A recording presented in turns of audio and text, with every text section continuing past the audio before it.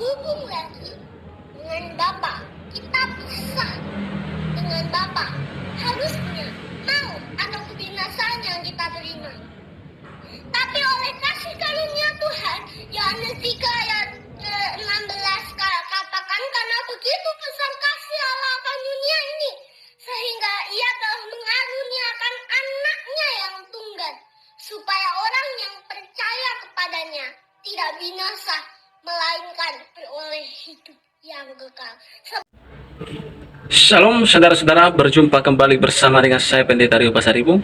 Apa kabar kita semua? Saya percaya kabar kita pasti baik-baik saja. Apapun menjadi aktivitas kita sepanjang hari ini, kiranya Tuhan memberkati kita dengan melimpah-limpah.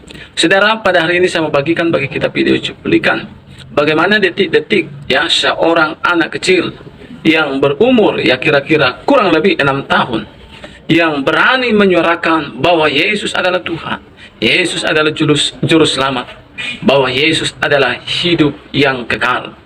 Saudara, dikasih Tuhan, Tuhan bisa memakai siapa saja. Tuhan bukan hanya memakai orang-orang besar, orang-orang kaya, orang-orang yang pintar, tetapi juga Dia bisa memakai siapa saja menurut yang dikehendaki hatinya. Saudara, untuk video lebih lanjut lagi, mari kita simak cuplikan berikut ini.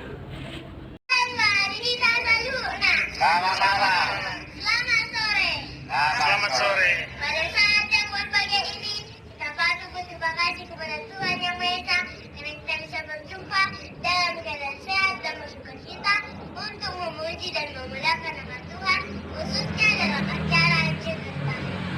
Sebelum saya melanjutkan khotbah saya terlebih dahulu memperkenalkan diri saya. Perkenalkan, nama saya Antonita Syota, umur 9 tahun. Saya mewakili distrik Dairi Pusat. Shalom. Shalom. Judul khotbah yang saya bawakan, ajakan juru selamat dengan tema menjadi seperti Kristus. Mazmur 119 ayat 45 mengatakan, firman-Mu itu pelita bagi kakiku dan terang bagi jalanku. Ya, memang semakin banyak kita belajar dari firman Tuhan, semakin teranglah perjalanan hidup kita, semakin terang pula pelita hati kita. Amin. Amin. Sebagai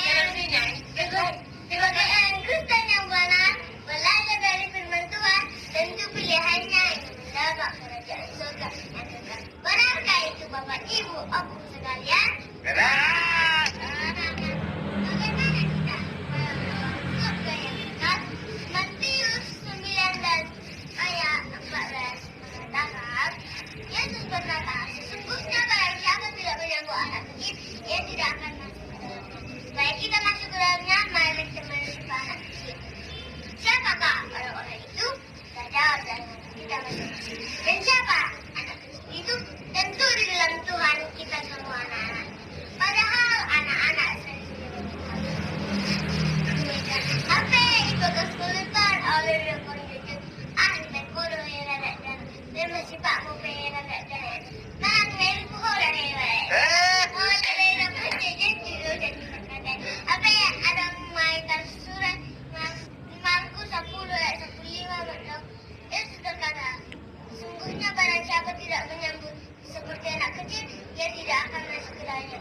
Kalau kita menyambut anak kecil, kalau disakiti cepat dilupakan. Tetapi kalau dijadikan mamanya, dan satu terus ingat-ingat. Malah kita lupakan yang jahat, ingat janji Tuhan selama-selama.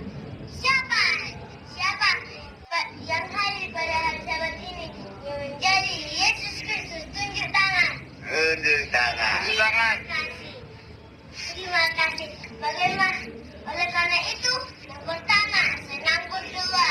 Yang kedua, senang baca Alkitab. Yang ketiga, senang berbakti. Yang keempat, senang bersaksi. Yang kelima, senang berkorban. Tetapi tidak semua itu mengatakan gampang melakukan. Melakukan. Matius 26 41 mengatakan, berjaga-jagalah dan berdoalah supaya kamu tidak jatuh ke dalam cobaan. Roh memang dulu, tetapi dari kita. Memang roh itu bukan dulu, tetapi dari kita. Kalau tidak ada Yesus, maka dari kita lemah. Dalam 1 Tesalonika 5:17 mengatakan, tidaklah berdoa. Marilah kita tidak berdoa supaya jangan jatuh ke dalam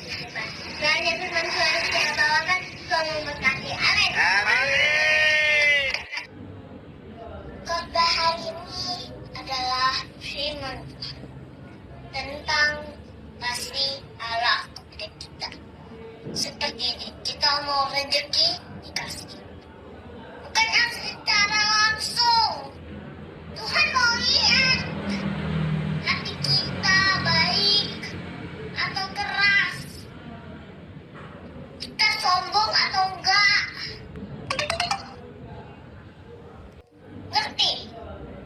Jadi nggak secara langsung kita harus dapetin. Ada orang kayak gitu.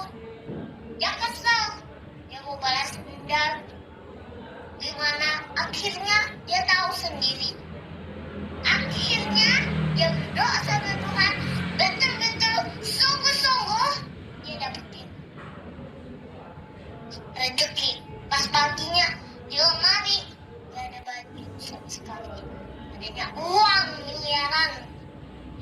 Kalau kamu mau apa aja, apartemen, apa aja gitu, kamu harus sabar sama Tuhan. Belajar sabar kalau begitu. Saya aja minta sepeda, saya sabar. Kata ibu saya, harus sabar nak, harus sabar nak, harus sabar nak. Setiap hari. Jadi kita nggak boleh langsung secara langsung gitu. Tuhan kan mau lihat kita baik. Kalau nggak mau ya sudah nggak apa-apa. Tuhan bilang kayak gitu loh. Tapi kita nggak dengar. Tapi kalau kalian berdoa sungguh-sungguh, baru kalian dengar suara Tuhan. Kalau kamu nggak dapetin, artinya dulu kamu sombong.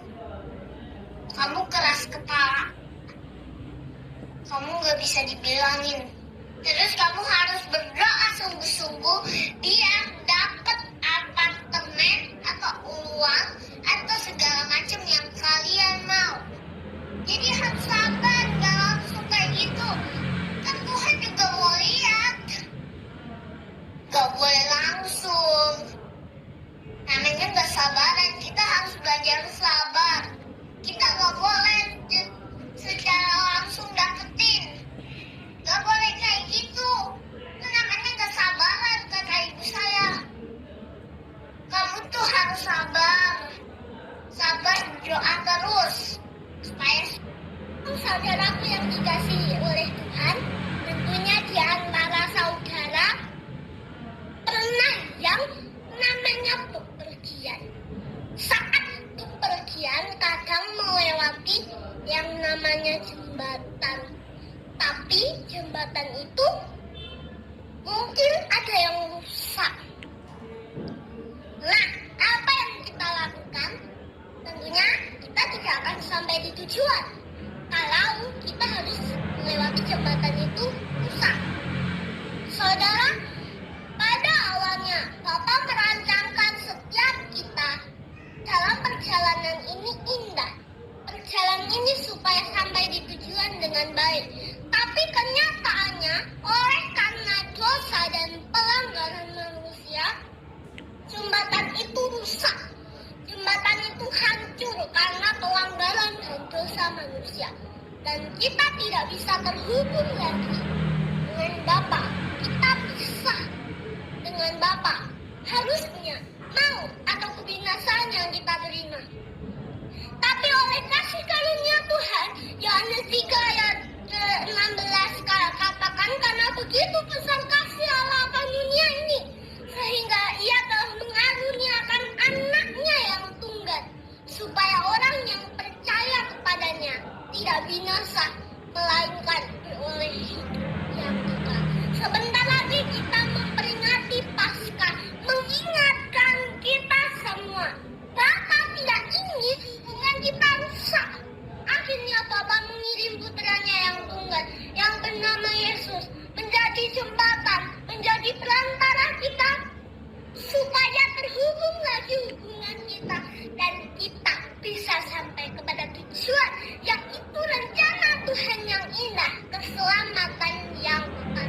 Jadi pastikan dalam kehidupan kita menyelesaikan perjalanan ini dengan penuh kehati-hatian, menjaga dengan benar kehidupan ini, supaya kita memiliki hubungan yang harmonis lagi firman Tuhan sampai pada akhirnya. Amin. Dan Yesus memberkati. Puji Tuhan, saudara-saudara, baru saja kita menyimak video cuplikan tadi. Bagaimana anak kecil ini, saudara, ya, berani menyuarakan firman Tuhan, di mana mereka mengatakan bahwa manusia telah berbuat dosa dan telah kehilangan kemuliaan Allah, dan upah dosa itu adalah maut. Tetapi Yohanes 13 ayat 6 mengatakan, karena begitu besar kasih Allah akan dunia, sehingga ia telah mengaruniakan anak yang tunggal, yaitu Yesus Kristus, supaya setiap orang percaya kepada Yesus beroleh hidup yang kekal. Saudara, kita melihat begitu banyak orang-orang, pemimpin-pemimpin, orang-orang awam yang menghina ketuhanan Yesus Kristus, yang menolak Tuhan Yesus Kristus.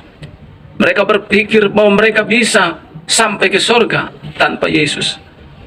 Mereka berpikir bahwa mereka bisa diampuni tanpa Yesus Kristus. Padahal jelas Alkitab mengatakan semua sudah berbuat dosa, dan upah dosa adalah maut. Saudara, kalau kita melihat bagaimana di kitab Perjanjian Lama, ketika orang jatuh di dalam dosa, maka mereka harus disucikan, yaitu dengan tumpah, dengan lembu, bahkan banyak lagi korban-korban lain untuk menghapus dosa mereka. Kenapa, saudara? Karena tanpa penumpahan darah maka tidak akan ada pengampunan. Dan Tuhan melihat bahwa korban-korban itu tidak bisa menolong manusia. Itu sebabnya Dia mengirim dari sorga Yesus Kristus, anak yang tunggal, supaya orang yang percaya kepada Yesus beroleh hidup yang kekal. Makanya dikatakan dalam Efesus 2 ayat 8 sampai 10. Sebab karena kasih karunia Allah kita dibenarkan di dalam Yesus Kristus Tuhan kita. Oh, mungkin ada kita yang berpikir, enak kali dong kalau kita di dalam Yesus Kristus. Ya, bisalah suka-suka saya berbuat dosa. Ya, bisalah suka-suka saya melakukan kesalahan. Toh nanti kan diampuni juga. Toh nanti kan disucikan oleh Yesus. Ya, gak apa-apa dong mencuri. Saudara, Anda salah. Firman Tuhan mengatakan di dalam Efesus 2 ayat 10, kita ini dipersiapkan Allah di dalam Yesus Kristus untuk melakukan pekerjaan-pekerjaan yang baik. Jadi setelah kita dibenarkan dalam Kristus Yesus, setelah kita diselamatkan oleh kasih karunia Allah dalam Yesus Tuhan, kita wajib melakukan perbuatan-perbuatan baik. Saudara, jangan sesat. Jangan sesat. Saudara, kaum bapak, ibu, anak muda, dan saya, mari jangan sesat. Mari kenali firman Tuhan. Mari kenali kebenaran. Sehingga kebenaran itu boleh menerangi hati kita, menerangi pikiran kita, sehingga tidak binasa saudara dan saya bersama-sama dengan dunia, tetapi beroleh hidup yang kekal bersama dengan saudara dan saya di dalam Yesus Tuhan kita. Kiranya lewat video ini kita diberkati. Tuhan Yesus memberkati kita. Shalom.